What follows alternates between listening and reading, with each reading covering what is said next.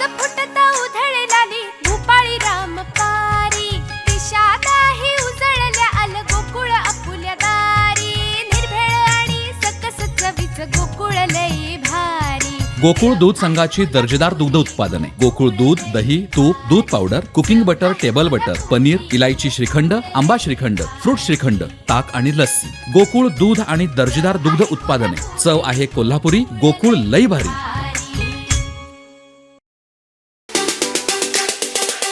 Me AR Gokhe, director MSME development and facilitation office मुंबईतर्फे मी represent करतो आहे डेव्हलपमेंट कमिशनर MSME मंत्रालय, भारत सरकार। माझ्यासोबत आज Shri Jitendra Kumar Shukla, secretary coir board बसलेले आहेत। Mister Manoj Kumar Singh, western zonal GM उपस्थित आहेत। Shri Yogesh Bhambre, state director KVIC, हे माझ्यासोबत उपस्थित आहेत। या प्रेसमीटद्वारे मी सांगू इच्छितो की आपल्या या प्रदेशात कणकवली, सिंधुदुर्ग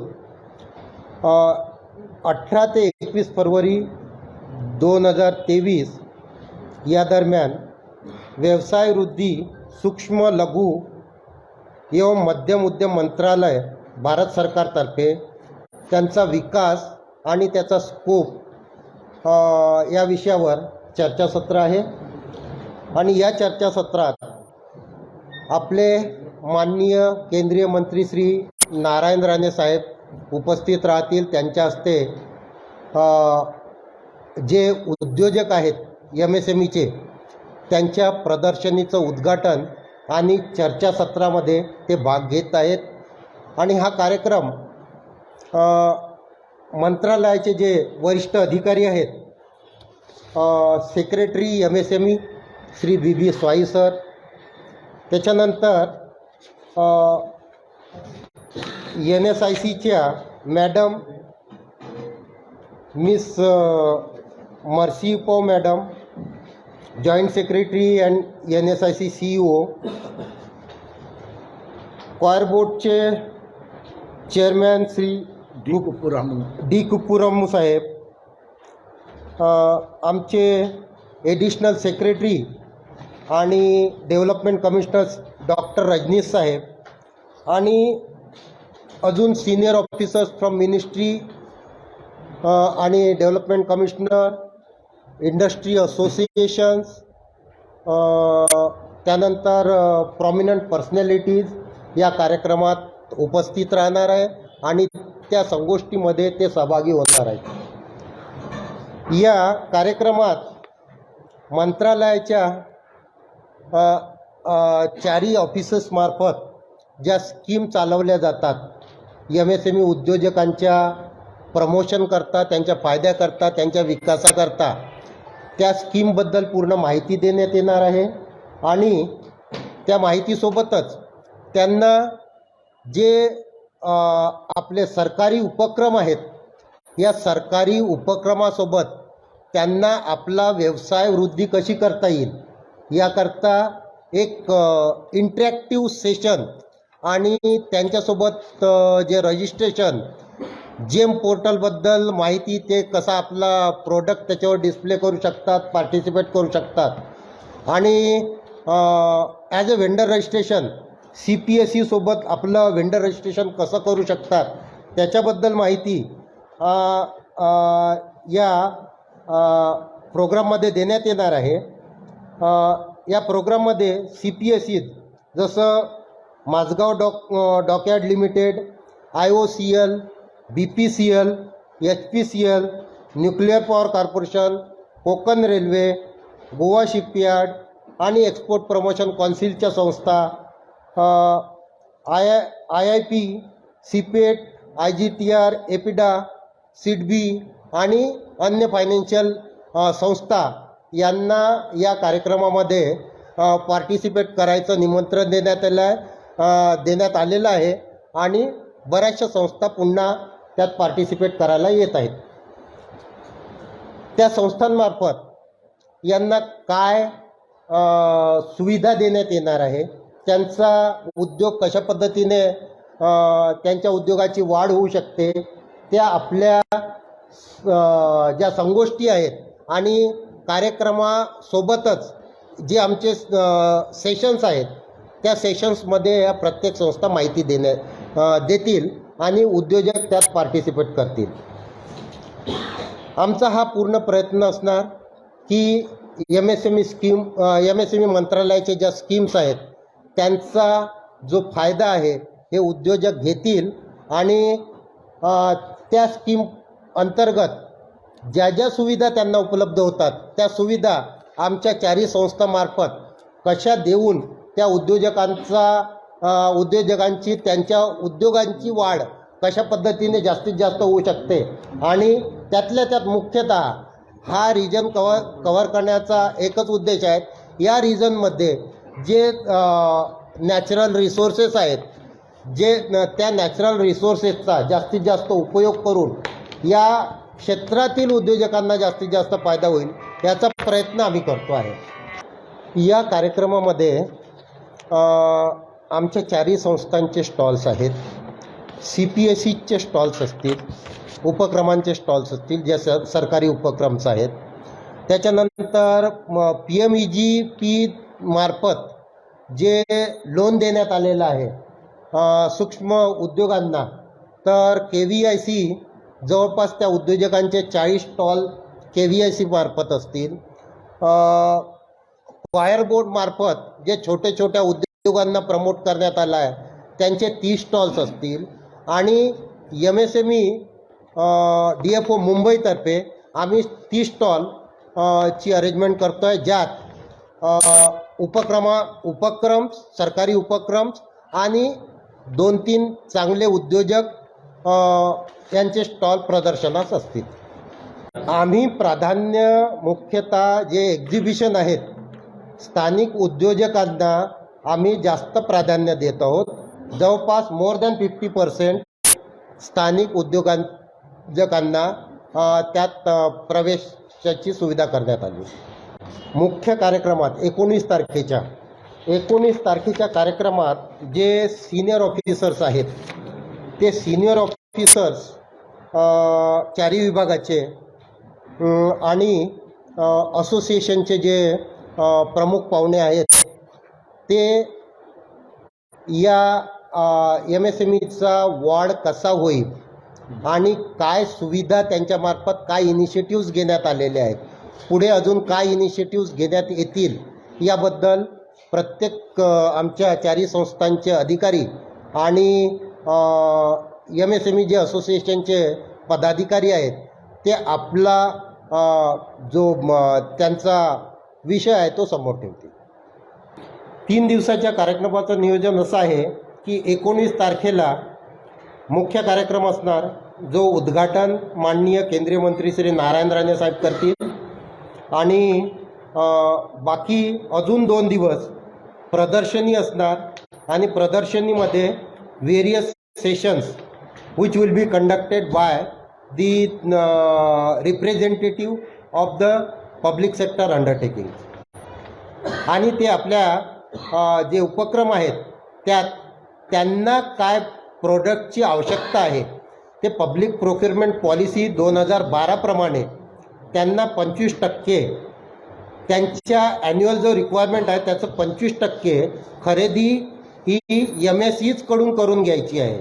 तर ते त्यांच्या प्रोडक्टची रिक्वायरमेंट ते पुढे ठेवतील आणि त्यांची प्रेझेंट स्टॅटस काय आहे आणि अजून कुठल्या प्रकारचे वेंडर्स त्यांना पाहिजे, म्हणजे त्यांची जी रिक्वायरमेंट आहे ते पूर्ण करू शकतील त्याबद्दल ती माहिती ते सांगतील आणि कशाप्रकारे वेंडर रजिस्ट्रेशन त्यांच्यासोबत करून घ्यायचं आहे तीसुद्धा माहिती ते सांगतील.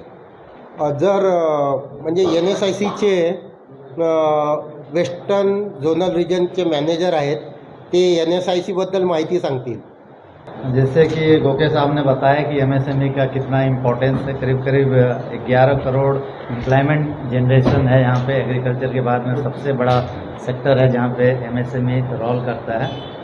करीब 30% ऑफ द GDP में, प्रेजेंट GDP में कंट्रीब्यूशन है. 45% ओवरऑल एक्सपोर्ट में है.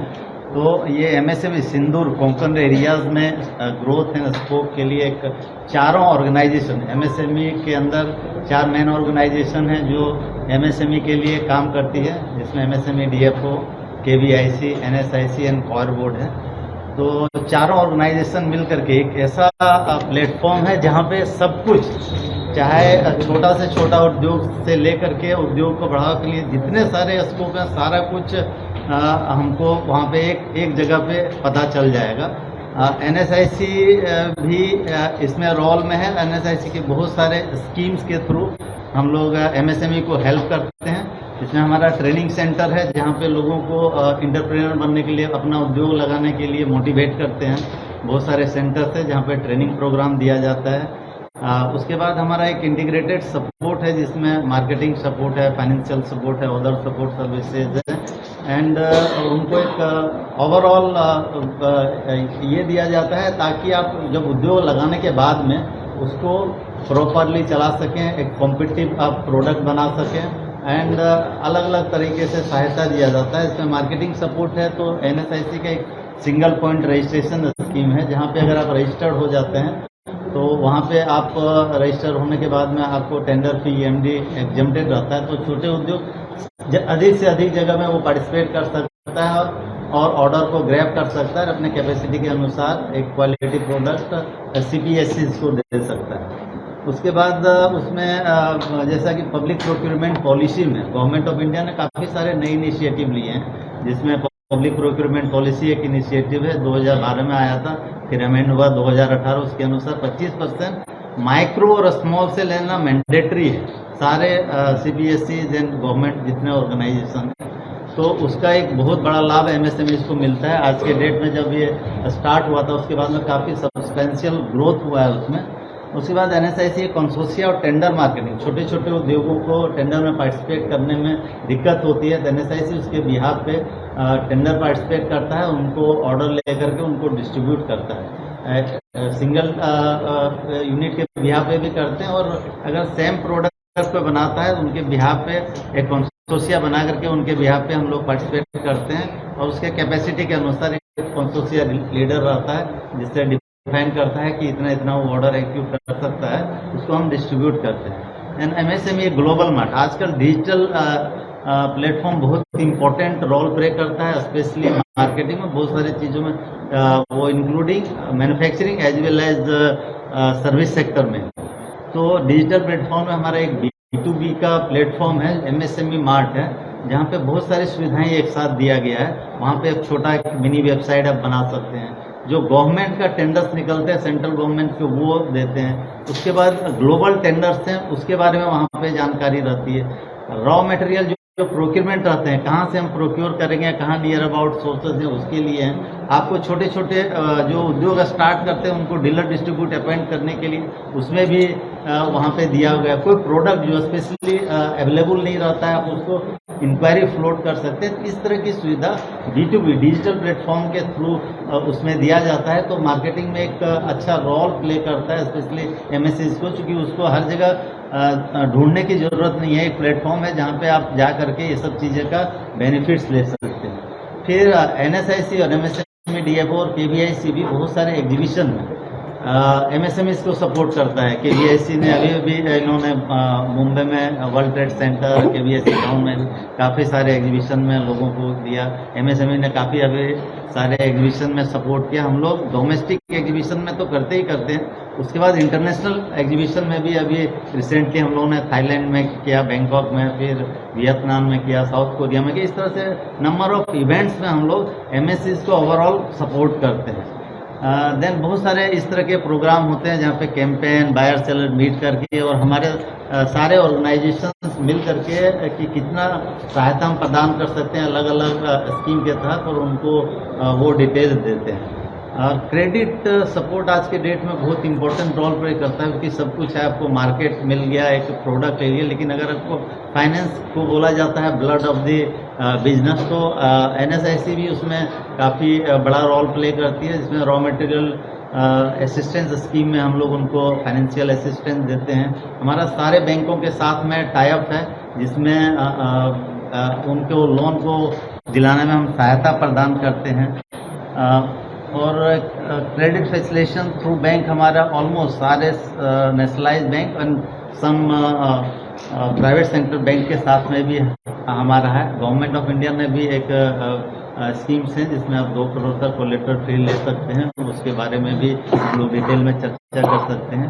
टेक्निकल सपोर्ट है जहाँ पे बहुत अलग अलग जगह टेक्निकल सेंटर्स हैं हमारे, जैसे राजकोट में है जहाँ पे आपको एनर्जी रिलेटेड बहुत सारी चीज़ें दिया जाता है, एनर्जी ऑडिट का दिया जाता है। बहुत ज़्यादा एग्रीकल्चर लेबोरेटरीज है जहाँ पे टेस्टिंग फैसिलिटीज़ दिया जाता है, क्योंकि एक कॉमन सेंटर्स है जहाँ पे आप ये सब चीज़ें ले करके उनको एक सहायता मिल जाती है, क्योंकि प्रोडक्ट तो आप बना लिए, फिर आप अगर टेस्ट नहीं कर पाए तो आपको जो सप्लाई करते हैं उसमें आपको दिक्कतें आती हैं। तो बहुत सारे अलग अलग प्लेसेस पे हम लोगों ने इस तरह के किए हैं। अदर सपोर्ट सर्विसेज में हमारा इंडिया के काफ़ी कॉर्नर्स पे सॉफ्टवेयर टेक्नोलॉजी पार्क हैं, जिसमें हैदराबाद है, कोलकाता है, देन चेन्नई है, बहुत जगह सॉफ्टवेयर टेक्नोलॉजी पार्क है जहाँ पे हम छोटे उद्योगों को रेंटल पे उनके ऑफिसेज के लिए प्रदान करते हैं, एज वेल एज वहाँ पे कुछ एग्जीबिशन करने के लिए कुछ ग्राउंड भी बने हुए हैं, जिसमें ओखला में भी हमारा ग्राउंड बना हुआ है, हैदराबाद में हमारा ग्राउंड बना हुआ है, कलकत्ता में इस तरह से बना हुआ है। तो रेगुलर एग्जीबिशंस वगैरह होते रहते हैं।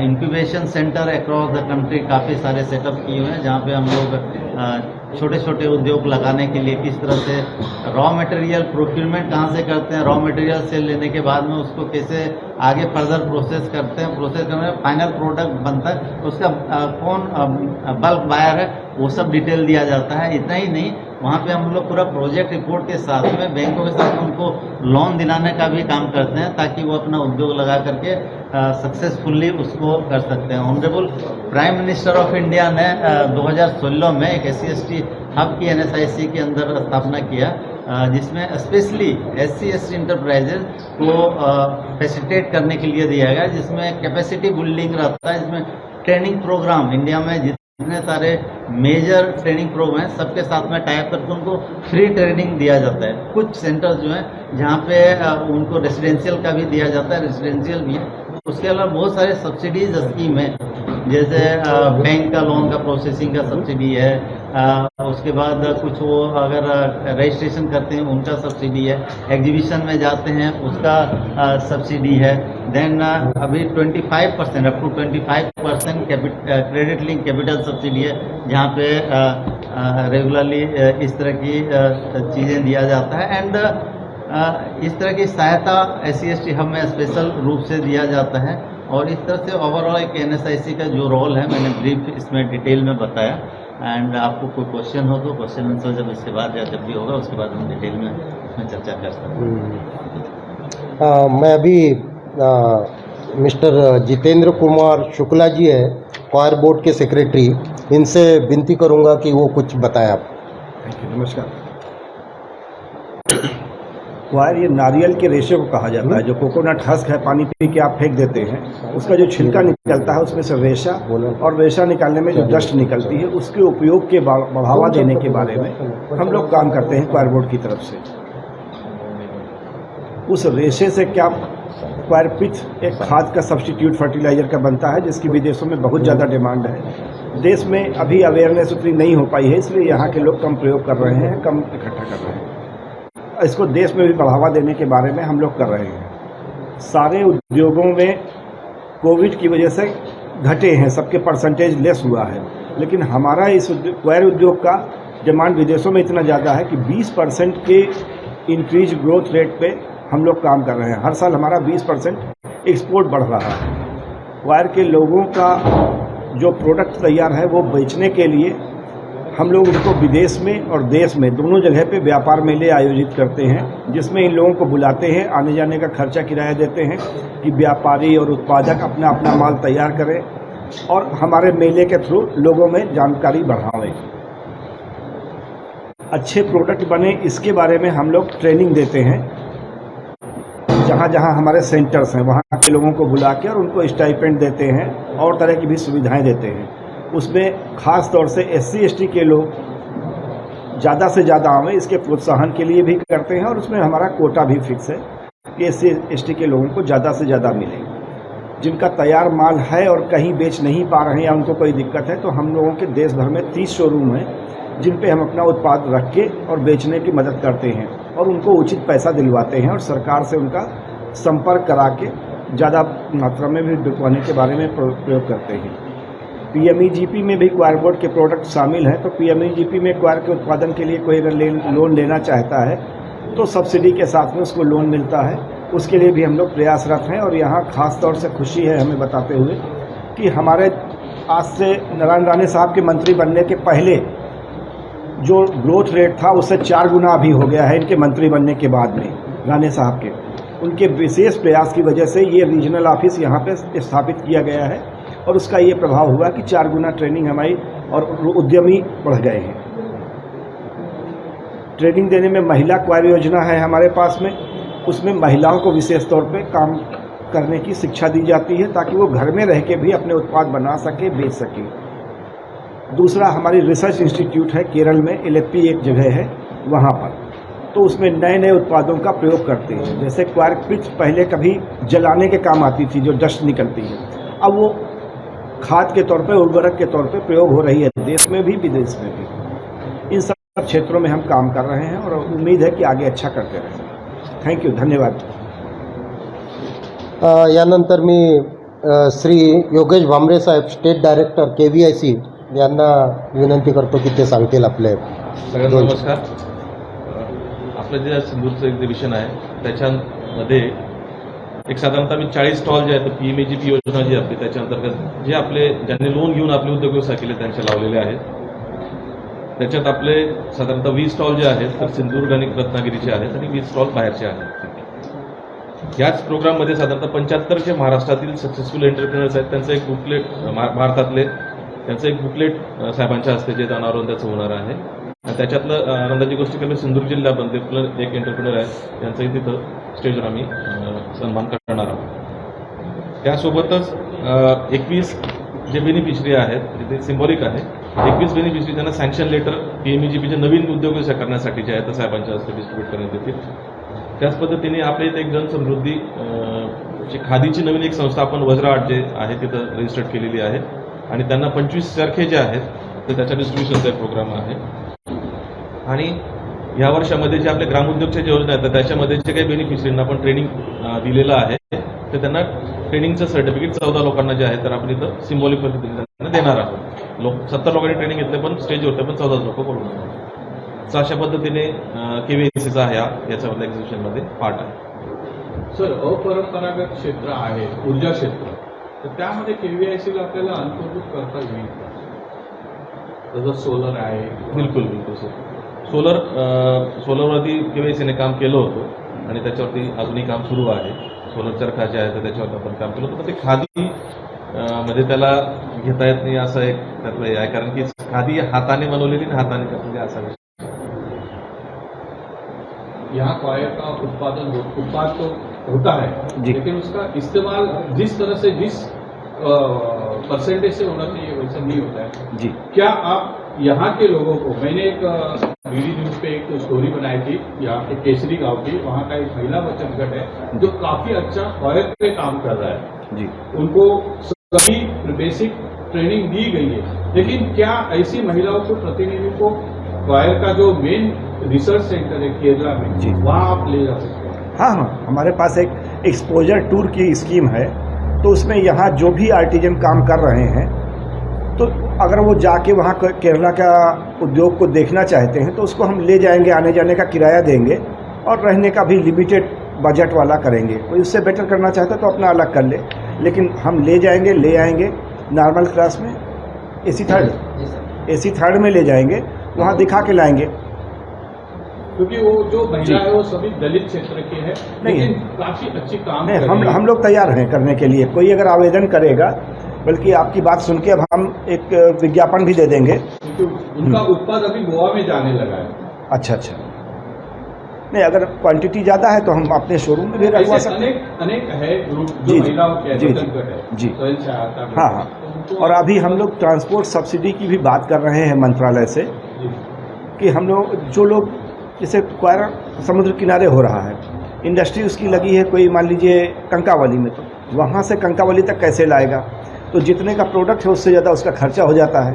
तो उसके बारे में हम लोग सरकार से बात कर रहे हैं। सब्सिडी के बारे में सरकार थोड़ी उदासीन है, लेकिन इस बारे में हम लोग प्रयास कर रहे हैं कि इस पर सब्सिडी अगर दी जाए तो वहाँ से यहाँ तक माल लाया है 100 रुपये उसके खर्च हुए तो 50 रुपये तो उसको मिल जाए। इस पर भी प्रयास कर रहे हैं। और उस पर कोकपीट है, लेकिन कोकपीट का जितना जाइए इस्तेमाल के बाद जितना उसका प्रचार होना चाहिए, प्रसिद्धि होना, हम लोगों की थोड़ी जागरूकता नेचुरल प्रोडक्ट को प्रयोग करने में कम है, तो इसलिए हम नहीं यूज कर रहे हैं। हम आपको भी बताते हैं, मतलब आप अपने भाइयों को यहाँ इंडिया में, बाहर वालों को भी बताते हैं। बाहर वालों ने हमारी बात मान ली और आज स्थिति ये हो रही कि जितनी डिमांड है उतना हम सप्लाई नहीं कर पा रहे हैं बाहर वालों को। लेकिन इंडिया वालों को जब हम बताते हैं तो वो कहते हैं साहब वो तो ये अच्छा होता है, तो वो सस्ता है। तो डोरमेट हम लोग घर के बाहर 200 रुपये का डाल लेते प्लास्टिक का। ये नहीं सोचते कि ज़मीन को कितना नुकसान, हम पर्यावरण को कितना नुकसान करने जा रहे हैं। हम 400 रुपये का क्वायर का डोरमेट नहीं खरीदते। तो वो थोड़ा अवेयरनेस धीरे धीरे आएगी हमारे लोगों में। हम लोग प्रयासरत हैं, उसके लिए विज्ञापन देते हैं, कोशिश करते हैं, मेला ऑर्गेनाइज करते हैं, प्रेस कॉन्फ्रेंस करते हैं, लोगों को बताते हैं। लेकिन हमारे अपने लिमिटेड रिसोर्सेज हैं, तो जितना कर पा रहे हैं उतना कर रहे हैं। नहीं, शायद भाषा उनका बैरियर होगा। आप लोकल भाषा में अगर करेंगे तो ज़्यादा अच्छा नहीं, होगा। जो हम विज्ञापन जैसे कंकावली में देते हैं तो मराठी में देते हैं, आसाम में देते हैं तो असमी में देते हैं, तो वो तो कर रहे हैं, उस पर ध्यान है हमारा। और हिंदी में राजभाषा है इस नाते उसमें भी देते हैं। सिंधुदुर्ग में हिंदी बहुत कम बोली जाती है और समझी जाती है। यहाँ मराठी में देते हैं ना, ये यहाँ के प्रभारी हैं और शायद ये प्रयास कर रहे हैं इस बात का। और आपके सलाह पे हम ध्यान देंगे कि आगे से मराठी में विज्ञापन दिए जाए। कमिश्नर सेक्रेटरी से कुछ बोलना चाहते हैं। हाँ, बताइए। जो भी यहाँ प्रोग्राम होते हैं इस साल में, जो भी प्रोग्राम होता है इस साल में अवेयरनेस प्रोग्राम 3 किया गया है और वर्कशॉप 1 किया है और EDP 2 किया है। महाराष्ट्र में और गोवा में 1 किया है। जब भी जहाँ भी जाएगा वहाँ जो मैं भाषण देते हैं वो मराठी में ही दे, ताकि सबको पता चलना चाहिए। और इतने नहीं, जब एक मुंबई में PMEGP का वर्कशॉप था, उसी में भी मुंबई में सभी लोग हिंदी में भले स्पीच दिया है, लेकिन वहाँ मैं मराठी में दिया। हिंदी बोल रहे हैं। अच्छा, ठीक आहे, साफ बोला, ठीक आहे। तर मी सॉरी तर काय इथला जेवढा मी प्रोग्राम केलेले जनजागृत कार्यक्रम म्हणा, कार्यशाळा म्हणा, हे सर्व आम्ही मराठीमध्ये सर्वांना दिलेले वाक्य का आता आम्ही जिथे आम्ही प्रोग्राम आयोजित करतो कार्यक्रम, ते सर्व स्थानिक लोक गावचेच आहे। त्यांना जसं तुम्ही सांगितलं पण हिंदी कोणाला माहीत नाही, आम्ही स्पष्ट मराठीमध्येच आम्ही सांगितलं जाते की पहिल्यापासून आता आपल्याला सोडणं आहे, सोडण्याचा आपण कसा उपयोग केला पाहिजे, आत्तापर्यंत आपण काय केलं नाही, आत्तापर्यंत केलं ठीक आहे, पण आत्ता आपल्याला समजलेलं आहे, त्याच्यानंतर जर आपण व्यवस्थित आपण त्यांना उपयोगात आणला पाहिजे, जेणेकरून ते आपण नारळाला आपण म्हणतो श्री म्हणून, श्रीफल म्हणून, मग ते नाव ज्याला श्री दिला, श्री म्हणजे लक्ष्मीच आहे, जसं आपण ते सोडणं पण जातो म्हणजे लक्ष्मीला, म्हणजे आपण पैशाला जातो, मग ते आपण कशा पद्धतीने त्याला पाहिजे त्या पद्धतीने त्यांना रूपरेषा करून समजलेले। आता पूर्वी जेवढा होता तेवढा त्याच्यापेक्षा आता 2 वर्षापासून लोकांना खूप फायरबोर्डचा अवेअरनेस झालेला आहे। आता बघा थोडा आपल्याला मॉडरेशन झालेलं आहे। आतापर्यंत सब रिजनल आपली फायरबोर्डचं सब रिजनल बोरसमध्ये होता, छोटासा रूममध्ये होता, तिथे आपला इन्फ्रास्ट्रक्चर नव्हता, म्हणून स्वतः आपल्याला प्रशिक्षण दिला गेलं नाही। पण केंद्रीय मंत्री राणेसाहेब आल्यानंतर आपला ते अपग्रेडेशन होऊन सब रिजनल ऑफिसचा तर रिजनल ऑफिसचा अपग्रेडेशन केलेले, नुसतं रिजनल अपग्रेडेड नाही, एवढा मोठा ऑफिस दिलेलं आहे। आणि रिजनल ऑफिसच्या बरोबर आपल्याला प्रशिक्षण स्किल डेव्हलपमेंट कार्यक्रम ट्रेनिंग सेंटर सुद्धा केलेले। आता इथे ट्रेनिंग सेंटरमध्ये उपलब्ध मशिनरी आहे, जसं आपण केरळमध्ये मागे आपल्याला एक्सपोजर टूरमध्ये तुम्ही सर्व पत्रकार बंधूंनी बघून आलेले आहे, जसं आपल्याला NCTDCमध्ये आपला NCTDCमध्ये ज्या मशिनरी आहे त्या मशिनरी सर्व इथे उपलब्ध करून दिलेले मंत्री साहेबांनी। आणि जागासुद्धा आपल्याला काही चार्ज न करता, काही भाडे न आकारता आपल्याला मोफत दिलेले आहे। मग आपल्यासाठी चांगलाच आहे, साहेबांनी खूप आपला फायरबोर्डवरती आशीर्वाद आहे, तसंच पुढे सुद्धा आशीर्वाद असणारच आहे। आता जे काही मशिनरी आपल्याकडे आहे, पूर्वी आपल्याला ट्रेडिशनल रेट होता आणि पूर्वी आता फायरबोर्डचा 2015 इथं आपला सिंधुदुर्गात ऑफिस आहे, पण 2015 ते 2021 पर्यंत ते SRO तिथे वरसला होता, तिथे आपलं स्वतःचं इन्फ्रास्ट्रक्चर नसल्यामुळे आम्ही प्रशिक्षण देत होता, पण कुठे गावात देत होतो, कोणा थ्रू NGO थ्रू का फायरबोर्ड स्वतंत्र गव्हर्नमेंट असून सुद्धा, सरकार असून सुद्धा आपल्याकडे इन्फ्रास्ट्रक्चर नव्हता, पण आपल्याला स्कीम चालला पाहिजे म्हणून प्रशिक्षण आपण गावागावात दिलेले। पण जे प्रशिक्षण दिलेले ते काही इन्फ्रास्ट्रक्चर जे बेसिक इन्फ्रास्ट्रक्चर अवेलेबल आहे NGOकडे, NGO मार्फत आपण दिलेले, म्हणजे NGO मार्फत दिलेला ते प्रशिक्षण कसं असतं आपल्या सर्वांना माहिती आहे। मग आता इथे जे आपल्या ट्रेनिंग सेंटरमध्ये आधुनिक न्यूली डेव्हलप्ड मशिनरी आहे त्याच्या अंतर्गत प्रशिक्षणासाठी सुद्धा आम्ही खूप मोठा प्रसिद्ध जाहिरात दिलेले आहे, तरी सुद्धा लोकांचा प्रतिसाद कमी आहे. का कमी आहे ते बोलतात एवढा लांबून आम्ही येऊ. आता समजा आपला कणकवली इथेच आहे, समजा कुडाळ. आता कणकवली तालुक्यामध्ये कितीतरी गाव आहे असा, पण गाव तिकडून इथं येईल जे काय तिथे प्रवास खर्च होते ते प्रवास खर्च ते म्हणजे सोपू शकत नाही. तरीसुद्धा आम्ही सरपंचांना मी विनंती केलेली आहे, तुमच्या जे काय सरपंच म्हणजे तुमचं जे काय ग्रामपंचायतमध्ये जे काय तुमचं ते फंड असेल त्याच्यामध्ये त्यांना सबसिडी द्या म्हणून असं आम्ही विनंती केली आहे. पण आत्ता सुरुवात झालेली आहे, लगेच ते आपल्याला डेव्हलपमेंट व्हायला तो थोडा वेळ लागेल आणि इथून पुढे नक्कीच पूर्वी जसं होता त्यापेक्षा आता नॉवेल आयटम झालेले आणि आतापर्यंत आपल्याला जे हँडीक्राफ्ट प्रोडक्ट होता त्याचे आपल्याला प्रशिक्षण दिला जात नव्हता. आता ते सुद्धा आता रिजनल ऑफिस झाल्यानंतर आपल्याला ट्रेनर म्हणून नियुक्त केलेले दोन्ही ट्रेनर, एक ओरिसामधून शिकून आलेले ट्रेनरला अपॉइंटमेंट केला आणि एक NCDC आलापी म्हणजे केरळ राज्य आणि ओडिसा ते दोन्ही राज्याचं कसं ते शिल्पकार आहे तशा पद्धतीने बनवलं की आता इथं आपल्याला प्रशिक्षण दिलं जातं. ठीक आहे सर, धन्यवाद. मला 2 शब्द बोलायला दिल्याबद्दल. अच्छा, इस सब के अलावा भी क्वायर बोर्ड का ये ऑफिस आप लोगों की सेवा में खुला है. कभी भी आवे, कोई भी सलाह है, कोई भी जानकारी लेना है, you are most welcome. Thank you sir. एक आखिरी प्रश्न. जी. आपने बोला सिंधुदुर्गमध्ये नारायण राणे ने ये हाथ में आप सभी दुगना ट्रेनिंग फुल टाइम. हाँ, इसके बारे में हम लोग पहले यहाँ ट्रेनिंग देने का काम करते थे. कलेक्ट्रेट में एक छोटा सा ऑफिस था. अभी उसके बाद में यहाँ पे बड़ा ऑफिस खुलवाया मंत्री जी की प्रेरणा से. उसके बाद में यहाँ से फिर ट्रेनिंग का बड़ा लेवल पे काम करना शुरू किया. उद्योग जो पहले जितने होते थे उससे अब 4 गुने तक इस साल में हो रहे हैं. हमारे नए लोग जो PMEGP से लोन नहीं पाते थे, नहीं अप्लाई करते थे, उनको सबको बुला के फ़ोन करके हम उनका फॉर्म भरवाने की कोशिश कर रहे हैं. बैंक जा के उनके बारे में परसू करके उनको लोन सैंक्शन कराने के बारे में काम कर रहे हैं. तो ये सब काम हम लोग नए ऑफिस खुलने की वजह से, नई प्रेरणा मिलने की वजह से, हमारे नए मंत्री नारायण राणे साहब की वजह से ये सब शुरू कर दिया हम लोगों ने और उसका लाभ भी यहाँ के लोगों को मिल रहा. यहाँ पे कल के प्रोग्राम में SC/ST इंटरप्रेनर 25 SC/ST इंटरप्रेनर को जो हमारे SC/ST हब से सहायता ली है उनको भी फेलिसिटेट करने का, जिसमें 60% नियर अबाउट एरियाज़ के हैं. सो कौन कौन एरिया है एंड NSIC ने CSR के इनिशिएटिव की तरफ से 3 जगह पे शुद्ध वाटर देने का RO प्लांट का भी एक किया है. और रिसेंटली हमारे यहाँ पे सिंदूर में एक ऑफिस भी है SC/ST हब का, जिसका आदरणीय मंत्री जी के हाथों से ही हुआ था. तो SC/ST इंटरप्राइजेस को फैसिलिटेट करने के लिए एक ऑफिस है.